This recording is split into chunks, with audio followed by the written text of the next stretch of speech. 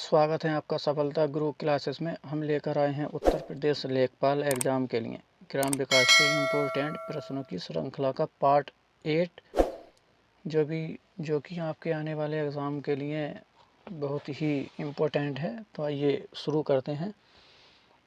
Question number 1, कृषि कार्यों के लिए ब्याज पर ऋण उपलब्ध कराने का कार्य निम्नलिखित में से कौन करता है?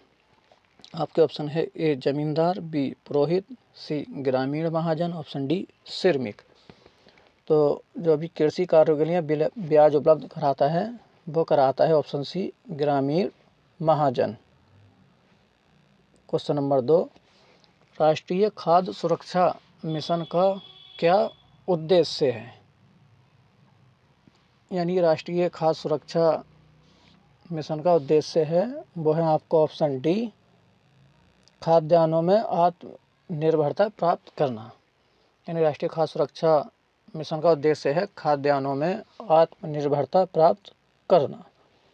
क्वेश्चन नंबर 3, राष्ट्रीय कृषि विकास योजना किस पंचवर्षीय योजना के अंतर्गत प्रारंभ हुई थी?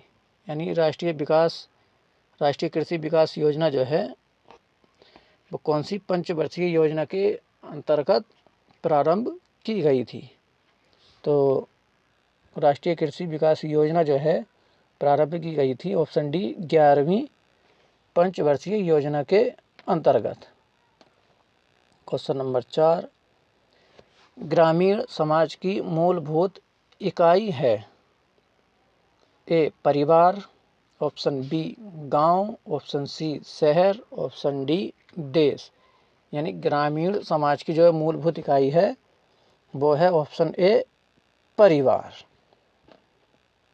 अगला क्वेश्चन नंबर 5, मानव समाज एवं पशु समाज के मध्य श्रेणी इनमें से कौन सी है?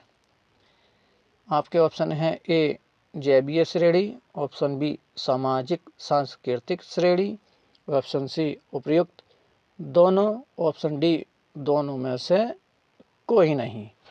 तो मानव समाज एवं पशु समाज के मध्य जो है वो है जैवीय श्रेणी और सामाजिक सांस्कृतिक श्रेणी, यानी ये दोनों ही जो हैं उत्तर सही हैं।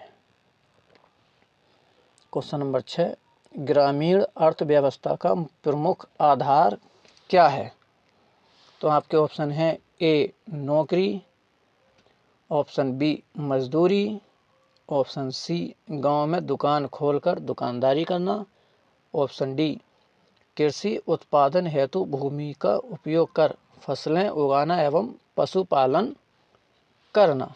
तो यहाँ पर आपका उत्तर हो जाएगा ऑप्शन डी कृषि उत्पादन हेतु भूमि का उपयोग कर फसलें उगाना और पशुपालन करना, यही ग्रामीण अर्थव्यवस्था का प्रमुख आधार है। क्वेश्चन नंबर 7, ग्राम भू प्रबंध समिति का अध्यक्ष होता है? तो जो ग्राम भू प्रबंध समिति होती है उसका अध्यक्ष होता है ऑप्शन ए ग्राम प्रधान।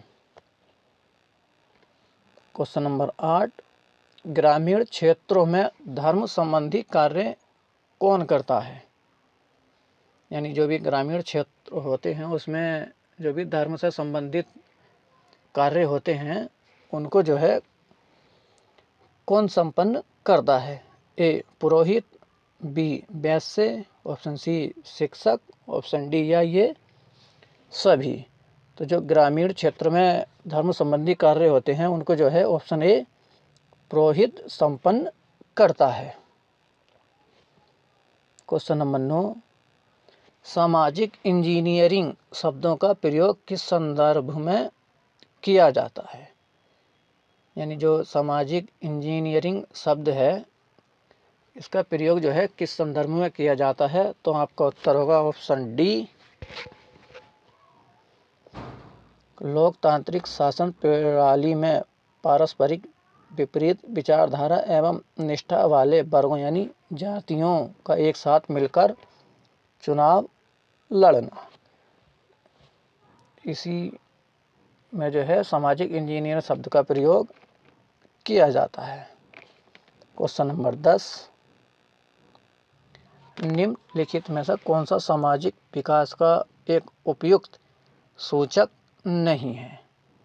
आपके ऑप्शन है ए निर्धनता के विरुद्ध संघर्ष, ऑप्शन बी प्रच्छन्न बेरोजगारी में कमी, ऑप्शन सी सामाजिक समरसता, ऑप्शन डी समाज में उचित स्थान।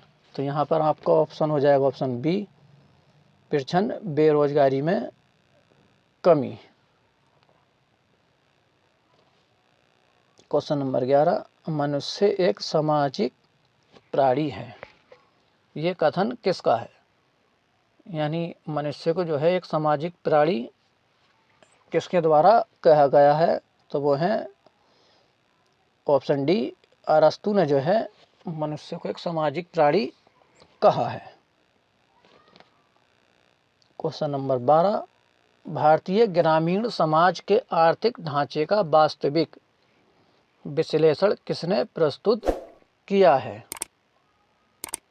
आपके ऑप्शन है A Srinivas, option B C C Taylor, option C मेबोबॉय, ऑप्शन डी जी.आर. मदान।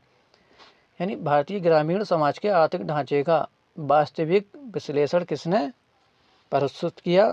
तो आपका ऑप्शन हो जाएगा ऑप्शन सी मेबोबॉय ने प्रस्तुत किया। क्वेश्चन नंबर 13, पहली बार कृषि संगणना कब कराई गई थी?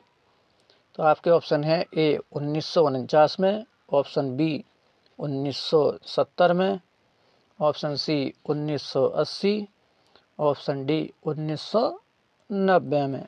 तो पहली बार कृषि संगणना जो है वो कराई गई थी ऑप्शन बी 1970 में। क्वेश्चन नंबर 14, अधिक उपज देने वाली किस्मों के कार्यक्रम से कृषि क्षेत्र में हरित क्रांति की शुरुआत हुई थी। यानी सीधे शब्दों में कहें तो हरित क्रांति की जो है शुरुआत कब हुई थी? ए 1966 में, बी 1970, सी 1980 में या डी 1987 में। तो हरित क्रांति की जो शुरुआत हुई थी वो हुई थी 1966 में। ये सवाल जो है काफ़ी इम्पोर्टेंट है लेखपाल के एग्जाम के लिए। प्रश्न नंबर 15, निम्न में से कौन सा सुमेलित नहीं है?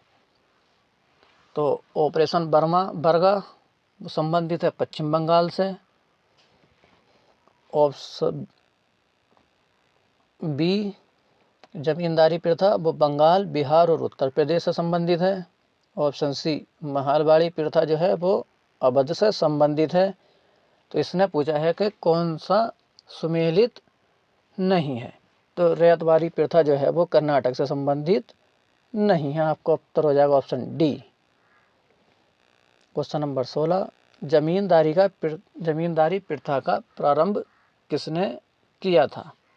आपके ऑप्शन है ए कॉर्नवालिस ने, ऑप्शन बी जॉन शोर ने, option C Lord Minto, option D William betting.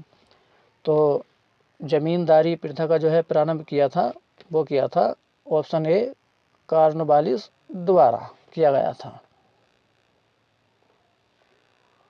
Question number 17, बसंत ऋतु की फसलों की बुवाई की जाती है। यानी जो बसंत ऋतु वाली फसलें होती हैं उनकी बुवाई कब शुरू की जाती है? ए जून और जुलाई, ऑप्शन बी मध्य फरवरी से मध्य मार्च तक, ऑप्शन सी अप्रैल और मई में, ऑप्शन डी इनमें से कोई नहीं। तो जो बसंत ऋतु की फसलें होती हैं उनकी बुवाई की जाती है मध्य फरवरी से मध्य मार्च तक की जाती है।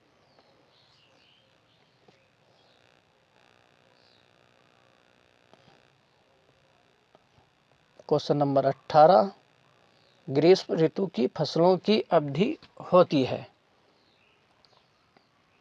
ए अप्रैल से जून तक, बी जुलाई से अक्टूबर तक, सी नवंबर से अप्रैल तक, ऑप्शन डी इनमें से कोई नहीं।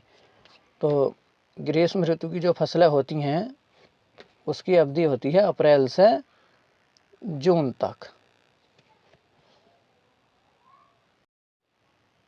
क्वेश्चन नंबर 19, सामंत शब्द संबंधित किससे है? आपके ऑप्शन है ए श्रमिक, ऑप्शन बी जमींदार, ऑप्शन सी कारीगर, ऑप्शन डी पुरोहित। तो जो सामंत शब्द है वो है जमींदार से संबंधित। क्वेश्चन नंबर 20, निम्नलिखित में से ग्रामीण कारीगर की श्रेणी में कौन आता है? तो आपके ऑप्शन है ए लोहार, ऑप्शन बी कुम्हार, ऑप्शन सी जुलाहा, ऑप्शन डी ये सभी। तो ग्रामीण कारीगर की श्रेणी में जो आता है वो आता है लोहार, कुम्हार और जुलाहा भी ग्रामीण कारीगर की श्रेणी में आता है। तो उत्तर हो जाएगा आपका ऑप्शन डी, ये सभी जो हैं ग्रामीण कारीगर की श्रेणी में आते हैं। तो ये थे आपके पार्ट 8 के 20 इम्पोर्टेंट क्वेश्चन।